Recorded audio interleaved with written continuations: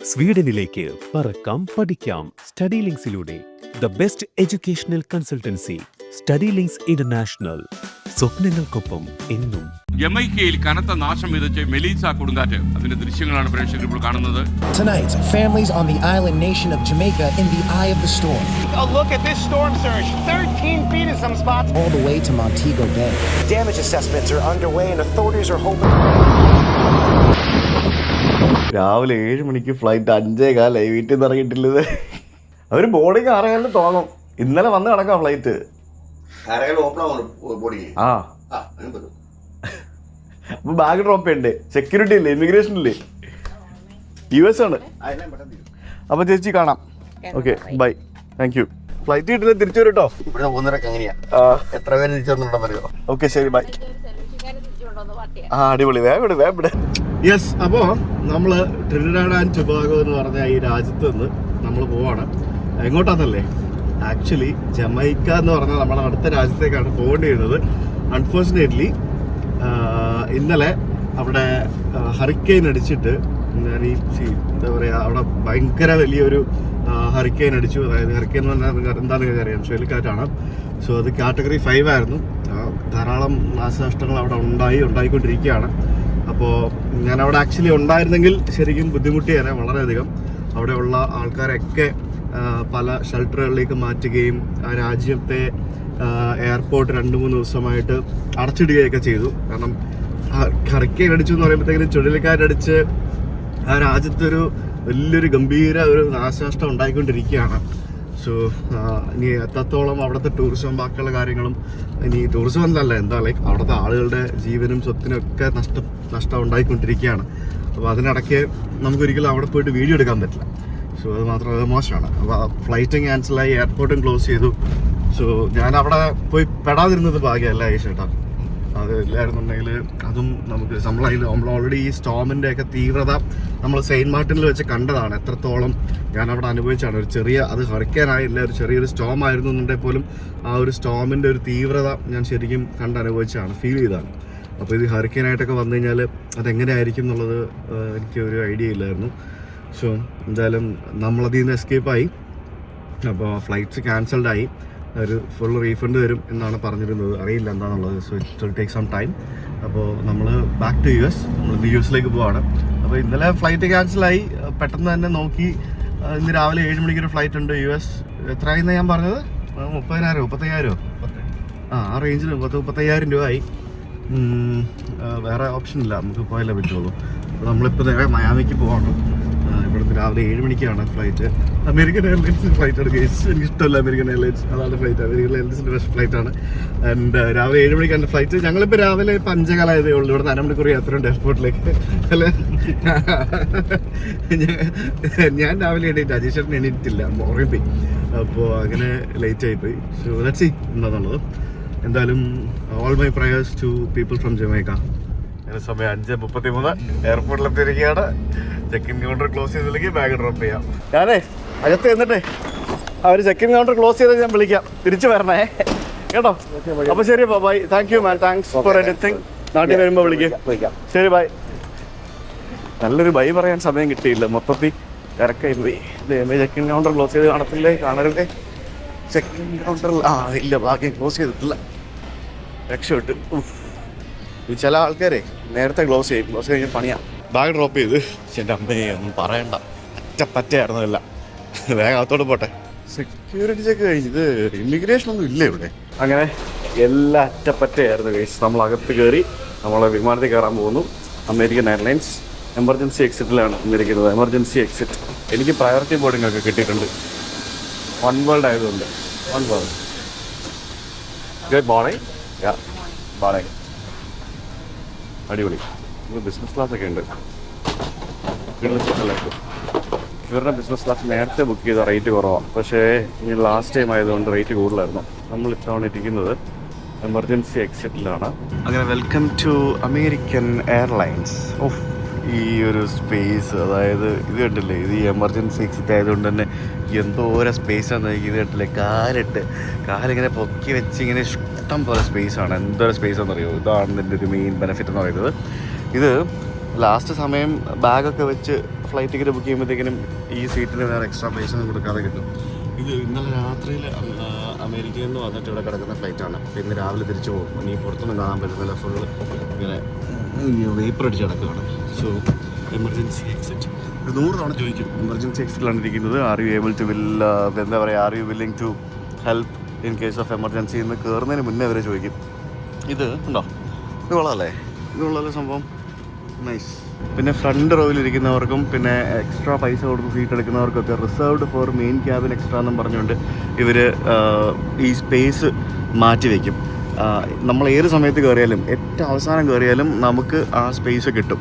അതാണ് പല എയർലൈനുകളും തരുന്നൊരു ഓഫർ എന്ന് പറയുന്നത്. കാരണം നമുക്ക് പ്രയോറിറ്റി ബോർഡിങ് കിട്ടും, പക്ഷേ അതിലുപരി നമ്മൾ ലാസ്റ്റ് കയറുവാണെന്നുണ്ടെങ്കിലും നമുക്ക് ആ സ്പേസ് നമുക്ക് യൂസ് ചെയ്യാൻ പറ്റും. കാരണം അവിടെ വേറെ ആരും ബാഗ് വെക്കാൻ പറ്റില്ല. ഇന്ന് ഞാൻ ജമൈക്കയ്ക്ക് പോകേണ്ട ആളാണ്. എന്ത് കഷ്ടമല്ലേ ആലോചിക്കും. അവിടുത്തെ ആൾക്കാരുടെ അവസ്ഥ ആലോചിക്കുമ്പോൾ അതിലും കഷ്ടമാണ്. എന്ത് ചെയ്യാനാണ്. Thank you.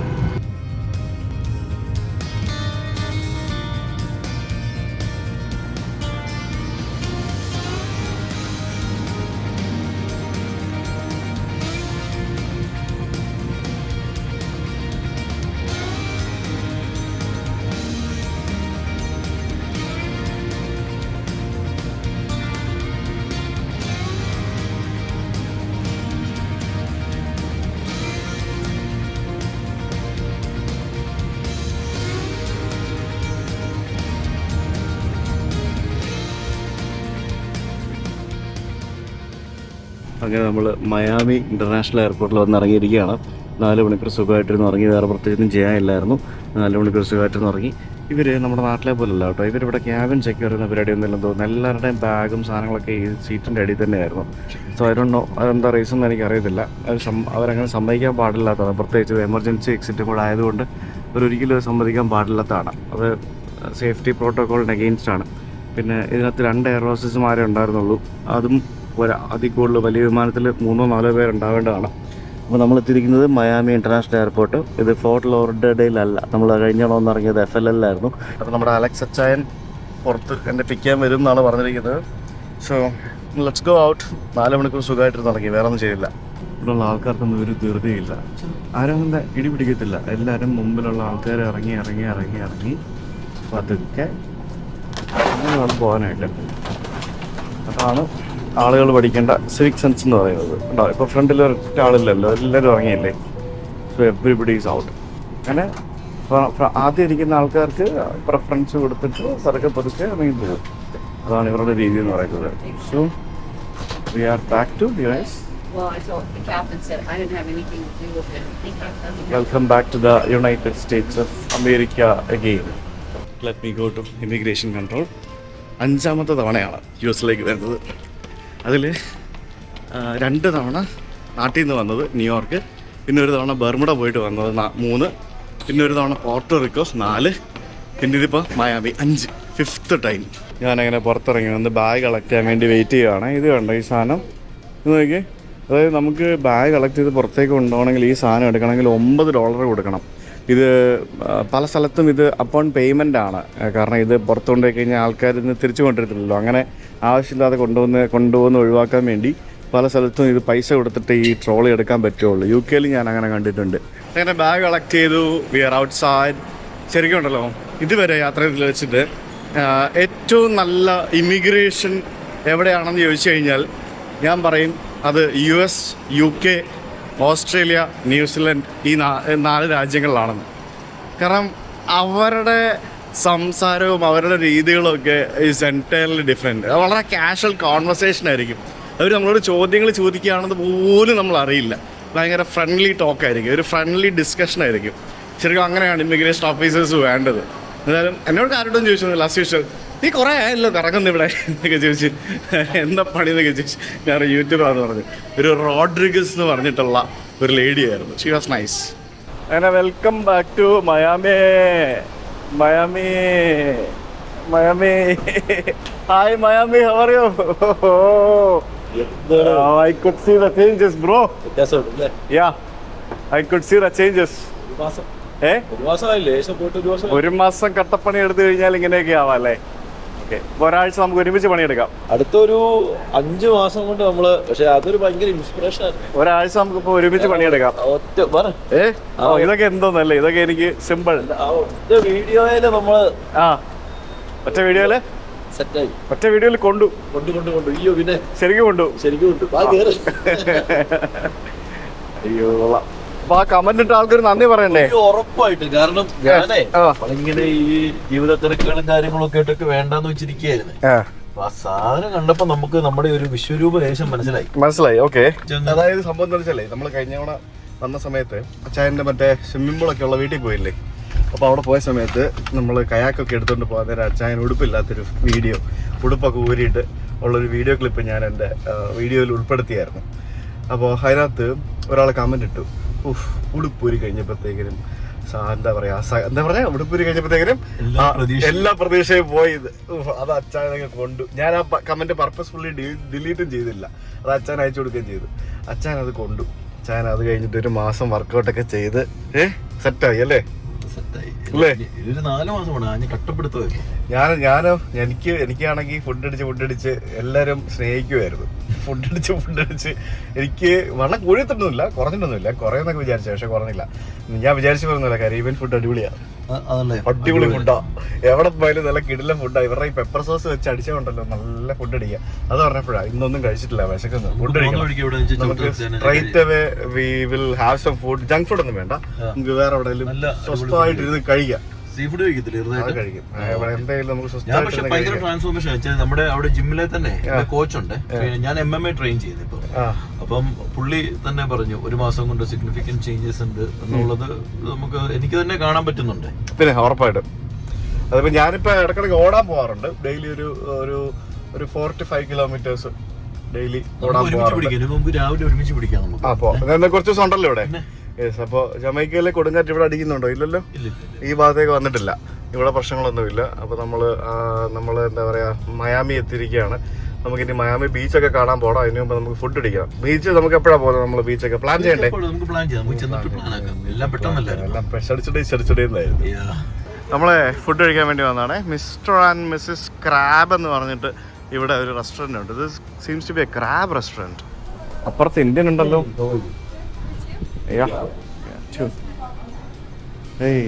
इधर कोई नहीं है, നമ്മളിവിടെ വരുന്നതിന്റെ കാര്യം. कोई नहीं है कमरे में.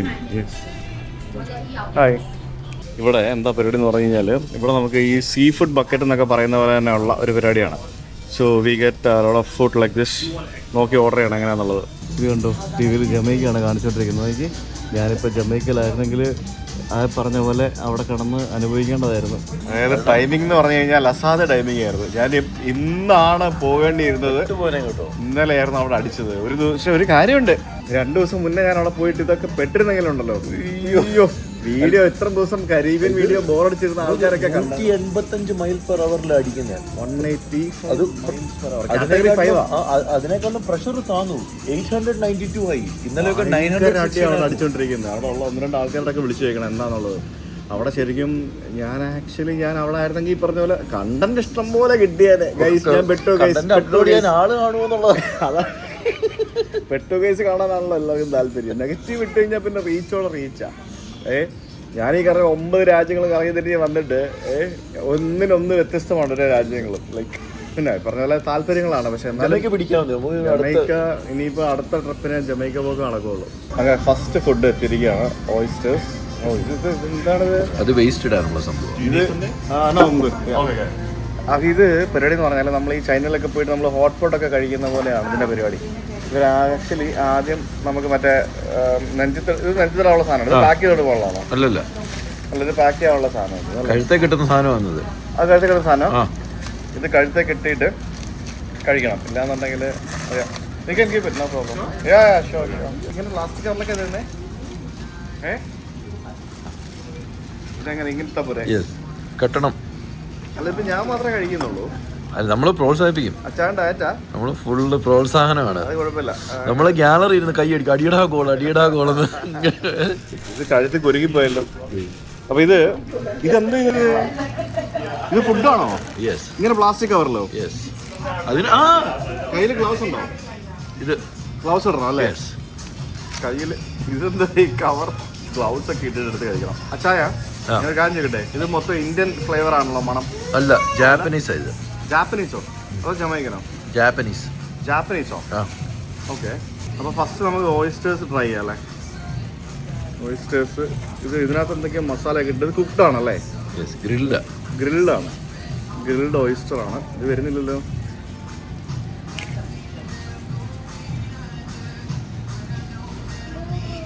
ഓ വാവ്. എന്ത് നിങ്ങളുടെ ആ സോസ് രക്ഷയില്ല കേട്ടോ. നിങ്ങൾ പറഞ്ഞ സോസ്. ഇത് ഞാൻ ചൈനയിൽ ഷിൻജാങ് പോയപ്പം ഷിൻജാങ് പ്രൊവിൻസിൽ കഴിച്ച ഫുഡിൻ്റെ ടേസ്റ്റ്. അവരുടെ ഫുഡ് ഏകദേശം ഇതേപോലെയൊക്കെയാണ്. അപ്പോൾ ഇതിങ്ങനെ നമ്മൾ ഇതിന് എടുക്കുക കഴിക്കുക ആണോ പരിപാടി? മുട്ട പുഴുങ്ങിയതും മുട്ടക്കിഴങ്ങും ഒക്കെ ഉണ്ട് അതിനകത്ത്. അതിനകത്ത് എല്ലാ സാധനവും അതിനകത്തുണ്ട്. അതാ നോക്ക്, ഇറങ്ങി തപ്പണോ അതിനകത്ത്. ഗൈസ്, ഇവിടെ ഒരു യുദ്ധം കഴിഞ്ഞ് ഇത് കണ്ടോ? യുദ്ധം കഴിഞ്ഞ് ക്രാബൊക്കെ ഞാൻ കടിച്ച് പറിച്ച് കഴിച്ച് കുറച്ച് ഇവിടെ ഉണ്ട്, കുറച്ച് ബക്കറ്റിനകത്തുണ്ട്. ഇപ്പോൾ ഇത് അല്ല, ഇത് ഫുഡിനെക്കാട്ടി വേസ്റ്റ് ബക്കറ്റിലല്ല, ക്വാണ്ടിറ്റി ബക്കറ്റിലാണല്ലോ. കാരണം ഇനിയിപ്പോൾ യുദ്ധക്കളത്തിൽ ആകെ ഒഴിഞ്ഞു കിടക്കുന്ന മുറിവേറ്റ ഭടനും അല്ല, ഒരു വെടിയുണ്ട പൊട്ടാതെ കിടപ്പുണ്ട്. അത് തണുത്ത് പോയി, വയറുന്നാണ്. പിന്നെ കുറച്ച് ബിസ്ക്കറ്റ് ക്രാക്കേഴ്സ് മാത്രമേ ഉള്ളൂ, വേറൊന്നുമില്ല. സെറ്റല്ലേ? ഫുഡ് അടിപൊളിയായിരുന്നു. നല്ല കിഡിലെ ഫുഡായിരുന്നു, നല്ല കിഡിലും ടേസ്റ്റ് ആയിരുന്നു. Let me tell you one thing, this is not Japanese. Chinese ആണല്ലേ? അതൊന്നും അറിയില്ല. ചോദിക്കാം. ചൈനീസ് ആണ് എനിക്കും തോന്നുന്നത്. ഞാൻ ഇത്ര നാളെ ജാപ്പനീസ് ആണെന്ന് വിചാരിച്ചു. ഞാൻ വരുന്ന എല്ലാവരോടും ജാപ്പനീസ് ആണെന്നാ പറഞ്ഞു. ഞാൻ അങ്ങനെ വിചാരിച്ച കയറി. ജാപ്പനീസ് ആണോ? അല്ല, അറിയത്തില്ല, ചോദിച്ചു നോക്കാം നമുക്ക്. എനിക്കൊന്ന് ചൈനീസ് ആണ്. നിങ്ങൾ പറഞ്ഞു വെച്ചിട്ടുണ്ടെങ്കിൽ ചൈനീസ് ആണെന്നാ തോന്നുന്നില്ല. നമുക്ക് ചോദിക്കാം. ഏതായാലും രാവിലെ അമേരിക്കൻ എയർലൈൻസുകാർ ഒന്നും തന്നില്ലല്ലോ. അമേരിക്കൻ എയർലൈൻസ് ആയിരുന്നു കഴിച്ച യോഗം. അതായത് അമ്മമാര് 2 ബിസ്ക്കറ്റും അത് ഞാൻ അത് ഒരു ബിസ്ക്കറ്റ് തന്നേ. ഒരു ബിസ്ക്കറ്റ് 2 ഉണ്ടല്ലോ. ആ ബിസ്ക്കറ്റ് തന്നു. ഒരു ജ്യൂസ്, ആപ്പിൾ ജ്യൂസ് എന്താ വെച്ചാൽ തരും. ഇവരെല്ലാം പെപ്സി ആയി, ഞാൻ ആപ്പിൾ ജ്യൂസ് വാങ്ങിച്ചു. എനിക്ക് ഒരു ബിസ്ക്കറ്റും കൂടെ വേണമെന്ന് പറഞ്ഞപ്പോൾ 2 കൂടെ എടുത്ത് തന്നു. അവർക്ക് മനസ്സിലായി വിശപ്പാന്നുള്ളത്. അയ്യോ, 4 മണിക്കൂർ ഫ്ലൈറ്റ് അല്ലേ? 4 മണിക്കൂർ ഫ്ലൈറ്റിൽ ആശുപത്രി കൊടുത്തെന്നാ $350 ടിക്കറ്റിന്. ആ പൈസക്ക് എയർ ഇന്ത്യയുടെ ബിസിനസ് ക്ലാസ് കിട്ടും. ആ രാജാവിനെ പോലെ സദ്യം കഴിച്ച് വരാം. $350 വാങ്ങിച്ച് 4 മണിക്കൂറത്തെ ഫ്ലൈറ്റിൽ ആകപ്പാട് തന്നത് പെപ്സിയും കൊക്കക്കോളയും വെള്ളവും. വേറൊരു കോപ്പില്ല, ഫുഡ് പോലും ഇല്ല. അതായത് പൈസ കൊടുത്ത് വാങ്ങാനുള്ള ഓപ്ഷൻ പോലും ഇല്ലാന്ന്. If you are hungry there should be an option to buy food, right? അതുപോലും ഇല്ല. അതും സേഫ്റ്റി പ്രോട്ടോകോൾ ഒന്നും പാലിക്കുന്നില്ല, ക്യാബിൻ സെക്യൂർ ആക്കുന്നില്ല. രണ്ട് ക്യാബിൻ ക്രൂ. അതായത് വലിയ ഫ്ലൈറ്റിൽ ആകെ 2 ക്യാബിൻ ക്രൂ. അതൊക്കെ ഓപ്പറേറ്റ് ചെയ്യാൻ പറ്റും 2 ക്യാബിൻ ക്രൂ വെച്ചിട്ട്. ഇനി മറ്റേ ഹറിക്കേന്റെ പ്രശ്നം കൊണ്ടുപോലും അതൊന്നും എനിക്കറിയില്ല. പക്ഷെ അതൊക്കെ സേഫ്റ്റി പ്രോട്ടോകോൾ പ്രോബ്ലംസ് ആണ്. ഇന്ത്യയിലൊക്കെ ആണെങ്കിൽ DGC എടുത്തിട്ട് കുടയും. ആൾക്കാർ ഇപ്പൊ മെസ്സേജ് അയച്ച് ലെഫ്റ്റ് ആൻഡ് റൈറ്റ് അല്ലേ? മുടിഞ്ഞ സൗകര്യം അണിഞ്ഞ ചുറ്റുപാടും. എന്താ മുടിഞ്ഞ സൗകര്യം അണിഞ്ഞ ചുറ്റുപാടും. അങ്ങനെ നമ്മൾ അവിടെ അലക്സ് അച്ചാൻ്റെ വീട്ടിൽ വന്നു. ഭക്ഷണം എല്ലാം കഴിച്ച് കഴിഞ്ഞ് വി ആർ ഹിയർ. അപ്പോൾ ഇനിയിപ്പം എന്തായാലും അടുത്ത ഏതാനും ദിവസങ്ങളിൽ ഞാൻ ഇവിടെയാണ്. കാരണം വേറെ പരിപാടികളൊന്നും നടക്കൂല. കാരണം എല്ലാ പരിപാടികളും കുളമായി. അയ്യോ, എവിടെ പട്ടി? എൻ്റെ ചെവി അടിച്ചു പോയി ഇത് ശബ്ദം ഉണ്ടാക്കിയിട്ട്. എന്ത് ബാസാണ്, ബാസല്ല, എന്ത് ഇന്റൻസിറ്റി ആണ്. Hi Bloy. നമ്മുടെ ഇന്ത്യൻ ഡ്രിങ്കിനൊക്കെ ഇത് ആണോ? ബ്ലോയി ചൂടടിക്കുന്നുണ്ടോ?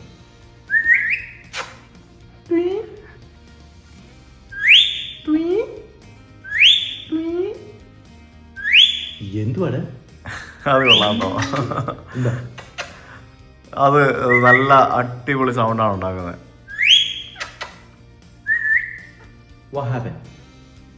ഒന്നുമില്ല വായിക്കാത്ത വായിക്കാത്തോണ്ട് ഫുഡ് ഉണ്ടോ നോക്കുക. പുള്ളിക്കാരി അങ്ങനെ പുള്ളിക്കാരനാ കേട്ടോ. അത് റിങ് ഉണ്ട്, എടുത്തല്ലേ റിങ് ഉണ്ടോ? റിങ്ങുള്ള ആണാണോ? അതാണ്, ആണിനെ റിങ് വരത്തുള്ളൂ. ഓ ശരി, അങ്ങനെയൊക്കെ ഉണ്ട്. Yes, okay. ബ്ലോയി ബ്ലോയി അപ്പോൾ നിങ്ങൾ അവിടെ നിൽക്കും. വീട്ടിരുത്താനാ? ഹായ് ബ്ലോയി, ഹൗ ആർ യു? പേടിച്ചിരിക്കണോ അവൻ? എനിക്കാണോ പേടി? എനിക്കാണോ പേടി? ആണോ? നമ്മള് വിചാരിക്കുന്നവരല്ല, ഭയങ്കര കടിയാവട്ടോ. കടിയോ? എന്റെ അല കേട്ടിട്ട് എന്റെ ചെവി അടിച്ചു പോയി. മനസ്സിലായില്ലേ? അമ്മാതിരി അല അലച്ചത്. പുള്ളി നോക്കുക, പുതിയ ആളല്ലേ. പുതിയ ആളല്ലേ, എന്താ സംഭവം നിങ്ങൾ നോക്കിക്കൊണ്ടിരിക്കുക. ബ്ലോയി എവിടെ ചാടുന്നു അങ്ങോട്ടങ്ങും പോരല്ലേ. നോ, അവൻ്റെ നോട്ടം ശരിയല്ല അച്ചായ, അവൻ്റെ നോട്ടം ശരിയല്ല. ചാടി എന്തിനാ എന്നെ അങ്ങോട്ട് വിട്ടാന്നോ ചോദിക്കുന്നത്. കരീബിയൻ യാത്രകളുടെ ക്ഷീണം മാറ്റാൻ സ്വിമ്മിംഗ് പൂൾ ഇത് കണ്ടോ, ഇതിനകത്ത് കിടക്കാം. ഇതാണ് പരിപാടി. അയ്യാ, ഏതൊക്കെയോ പടങ്ങളിലോട്ടല്ലോ നമുക്ക് ഇതുപോലെ ഈ ആൾക്കാർ ഇങ്ങനെ കിടക്കുന്നേ. മറ്റേ ഉദയനാണ് താരത്തില്ല അല്ല, ശ്രീനിവാസൻ കിടപ്പുണ്ടോ? ശ്രീനിവാസനുണ്ട്. പിന്നെ കുറെ രാഷ്ട്രീയക്കാരൊക്കെ ഇങ്ങനെ കിടക്കുന്ന കണ്ടിട്ടില്ലേ? വലിയ ആൾക്കാർ ഇങ്ങനെ ഈ സാധനത്തിൽ ഇങ്ങനെ കിടന്നിട്ട് എന്നിട്ട് പറയും ഇടയ്ക്കിടയ്ക്ക് ഓരോ മാസം കഷ്ടപ്പെട്ട് പോകാൻ ഇത്ര രൂപ വേണമെന്നൊക്കെ പറഞ്ഞ്. അതെ, പറയണ്ട. അപ്പൊ പോയിട്ടോ, പിള്ളേരെ വിളിച്ചിട്ടോ. ഞാനിവിടെ കിടന്ന് ഉറയിപ്പോ കേട്ടോ മിക്കാറും. അയ്യോ, ഞാൻ ഈ ഫോൺ എന്നാ ചെയ്യും? ഇത് കൊള്ളാട്ടോ പരിപാടി. ഇതെനിക്ക് ഇഷ്ടപ്പെട്ടു, നല്ല പരിപാടിയാണ് ഇത്. ആക്ച്വലി ഇതിങ്ങനെ ഇൻഫ്ലേറ്റ് ചെയ്ത് വെച്ചിരിക്കുന്ന സംഭവമാണ്, കണ്ടിട്ട്. ഇതിങ്ങനെ നമുക്ക് സ്വിമ്മിംഗ് പൂളിൽ ഇങ്ങനെ ഇടാവുന്ന ഒരു സംഭവമാണ് കേട്ടോ. അടിപൊളിയാണേ, നൈസ് സ്ഥലമാണ്, കിട്ടുന്ന സ്ഥലം. അപ്പോൾ ഇവിടെ നമുക്ക് ഈ ഒരു മരം ഉള്ളതുകൊണ്ട് ഈ മരത്തിൻ്റെ സൈഡിൽ നമുക്കിവിടെ ഒരു ചെറിയ ഒരു തണലുണ്ട്. പിന്നെ ബാക്കിയുള്ള സ്ഥലത്ത് നമുക്ക് വെയിലുണ്ട്, തണലുണ്ട്. അതാണ് പരിപാടി. ഇത് ശരിക്കും എനിക്ക് ഒരെണ്ണം എന്തായാലും നാട്ടിൽ നിന്ന് ഒരെണ്ണം വാങ്ങിക്കണത്, അല്ല ഇവിടെ കിട്ടാനുള്ള ഒരെണ്ണം വാങ്ങിച്ചിട്ട് നാട്ടിൽ. ഇത് മിക്കവാറും ഇൻഫ്ലേറ്റ് ചെയ്യാവുന്ന സാധനമല്ലേ. സോ ഇത് നമുക്ക് ഇതൊരെണ്ണം കിട്ടുകയാണെങ്കിൽ വാങ്ങിച്ചുകൊണ്ട് പോകണം. നമ്മളെ വീട്ടിൽ സ്വിമ്മിംഗ് പൂളിൽ ഋഷീനെ കടത്താനായിട്ട് ഉപയോഗിക്കാൻ പറ്റുന്നൊരു സാധനമാണ്. നൈസ്, കൊള്ളാമല്ലേ. ഇവരുടെ വീട്ടിലിരിക്കുന്ന ഈ ഒരു സ്ഥലമുണ്ടല്ലോ, ഞാൻ ഇതിന് മുമ്പ് കാണിച്ചിട്ടുള്ളത്.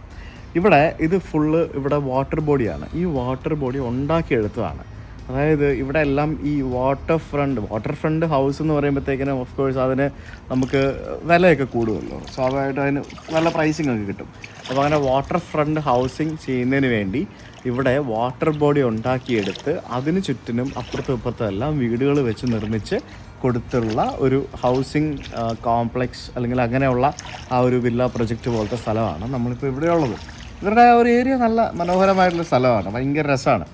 ഞങ്ങൾ ആക്ച്വലി കുറേ കാര്യങ്ങളൊക്കെ ഇങ്ങനെ പ്ലാൻ ചെയ്തിരിക്കുകയായിരുന്നു. പക്ഷേ ഞാൻ എൻ്റെ പ്ലാനുകൾ കംപ്ലീറ്റ് താളം തെറ്റി. എൻ്റെ ജമൈക്ക ട്രിപ്പ് പോസ്റ്റ്പോണല്ല ക്യാൻസൽഡായി. ഹറിക്കെയിനും കാര്യങ്ങളൊക്കെ വന്നു. എന്നാലോചിച്ച് നോക്കിയേ, തൊട്ടടുത്ത് ജമൈക്കയിൽ കാര്യമായിട്ടുള്ള ഹറിക്കെയിൻ, അവിടെ കാറ്റടിക്കുന്നു, കൊടുങ്കാറ്റടിക്കുന്നു, കാര്യമായിട്ടുള്ള പ്രശ്നങ്ങളുണ്ടാകുന്നു. ആൻഡ് അതിനോടനുബന്ധിച്ച് ഇവിടെ നിയർ ബൈ ഈ ഒരു സ്ഥലത്ത് നമുക്ക് നല്ല വെതർ, നല്ല സ്കൈ. എൻ്റെ അമ്മ, ശരിക്കും ഞാൻ അവിടെ ആക്ച്വലി അവിടെ 2-3 മലയാളികളൊക്കെ ഉണ്ടായിരുന്നു. So I was in touch with dum. അപ്പോൾ അവരോടൊക്കെ വിളിച്ചപ്പോഴത്തേക്കും അവരൊക്കെ അവരുടെ വീടുകളിലാണ്, അവരുടെ ഷെൽട്ടറുകളിലാണ്, സ്വന്തം വീടുകളിലാണ്. അവിടെയൊക്കെ നമ്മുടെ നാട്ടിലൊക്കെ നമ്മൾ ഇപ്പോൾ പുതിയ ആൾക്കാർ വെള്ളപ്പൊക്കമൊക്കെ വന്ന് സ്ഥിരമായി കഴിഞ്ഞപ്പോഴത്തേക്കിനും വെള്ളപ്പൊക്കത്തെ പ്രതിരോധിക്കുന്ന രീതിയിൽ വീടുകളൊക്കെ ഉണ്ടാക്കിയില്ലേ. അതേപോലെ പല സ്ഥലത്തും ഈ എർത്ത് ക്വേക്കിനെ പ്രതിരോധിക്കുന്ന തരത്തിലുള്ള വീടുകളും കെട്ടിടങ്ങളും ഇല്ലേ. അതേപോലെ ഈ പറഞ്ഞ ഇവിടെയുള്ള പല രാജ്യങ്ങളിലും, നമ്മളീ പോയ പല കരീബിയൻ രാജ്യങ്ങളിലും നമുക്ക് ഹറിക്കെയിനെ പ്രതിരോധിക്കുന്ന രീതിയിലാണ് ഇവർ വീടും മറ്റുമൊക്കെ സംഭവങ്ങളൊക്കെ ഡിസൈൻ ചെയ്തിരിക്കുന്നത്. പിന്നെ ഇപ്പം ഫോർ എക്സാമ്പിൾ ഇപ്പോൾ ഇവിടെ ഒരു ഹറിക്കെയിൻ വരികയാണ്, ഈ ഭാഗത്തൊരു ഹറിക്കെയിൻ വരികയാണെന്നുണ്ടെങ്കിൽ ഈ ഹറിക്കെയിൻ നാശനഷ്ടം വിതയ്ക്കാവുന്ന രീതിയിൽ ഇവിടെ ഉള്ളത് ഇപ്പോൾ ഈ കാണുന്ന സാധനം അത് അവരവിടെ നിന്ന് എടുത്ത് അകത്തേക്ക് മാറ്റും. പിന്നെ ഈ ചിലപ്പോൾ ഈ മരങ്ങൾ സംഭവങ്ങളൊക്കെ ചിലപ്പം നശിച്ചു പോയേക്കാം.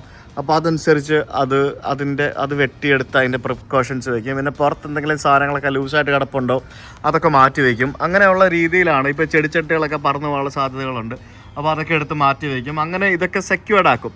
നമ്മൾ ഈ വിമാനം ലാൻഡ് ചെയ്യുന്നതിന് മുമ്പ് ക്യാബിൻ സെക്യൂർ ആക്കുന്ന പോലെ ഇങ്ങനെയുള്ള കാര്യങ്ങളൊക്കെ സെക്യൂർ ആക്കി വയ്ക്കും. അതിനൊരു വലിയൊരു പ്രോട്ടോക്കോൾ ഉണ്ട്. ആ പ്രോട്ടോക്കോൾ പ്രമാണിച്ച് ഇവർ കുറേ കാര്യങ്ങൾ ചെയ്യും. അതാണ് ഹറിക്കെയിൻ പ്രിപ്പറേഷൻസ് എന്ന് പറയുന്നത്. അങ്ങനെ ഇന്ന് ഫസ്റ്റ് ഡേ നമ്മൾ വീട്ടിൽ കുക്ക് ചെയ്തു. ഞാൻ ചിക്കൻ കറിയൊക്കെ കഴിച്ചു, ചിക്കൻ കറി ഉണ്ടാക്കി കഴിച്ചുകൊണ്ടിരിക്കുകയാണ്. പിന്നെ ഇന്ന് വേറെ കുറേ സംഭവവികാസങ്ങളൊക്കെ നടന്നു, അത് പിന്നെ പറയാം, നാളെ തുടർന്ന് നടക്കുവാണെങ്കിൽ പറയാം. അങ്ങനെയാണ് പരിപാടികളൊക്കെ. എൻ്റെ 1 മാസത്തെ ഡയറ്റ് ഞാനായിട്ട് തെറ്റിപ്പിക്കില്ല. നിങ്ങളുടെ നൊയമ്പ് വ്രതമൊക്കെ കണ്ടിന്യൂ ചെയ്യുക, ഞാനായിട്ടൊന്നും തെറ്റിക്കില്ല. നിങ്ങൾക്ക് താങ്ക്സ് പറയുക, നമ്മുടെ കോച്ച് പറഞ്ഞിട്ടില്ലേ, താങ്ക്സ് പറയാം. ഞങ്ങൾ ജിമ്മിൽ പോയപ്പോൾ ഇങ്ങനത്തെ കോച്ച് എന്നോട് താങ്ക് യു പറഞ്ഞു. ഇൻസ്പയർഡ്, എന്നോടല്ല കമന്റ് ഇട്ടവരോടാ താങ്ക് യു പറയാം. Thank you. യെസ്, എല്ലാവരും മേക്ക് ഓവർ ചേഞ്ച് ഓവർ പരിപാടികളാണ്. യെസ്, ഞാനും കുറേ നാളായി പറയുന്നു, നടന്നാൽ മതി. കറി എങ്ങനെയുണ്ട്? നാരങ്ങ പിഴിഞ്ഞ കറിക്കകത്ത് തൈരും കൂടെ മുക്കി കഴിക്കുന്നുണ്ട്. അപ്പൊ ഒന്നുകൂടെ പൊളിയാ. റോക്കി എന്നെ മാം തരുത് കേട്ടോ നീയാ. റോക്കിയേ,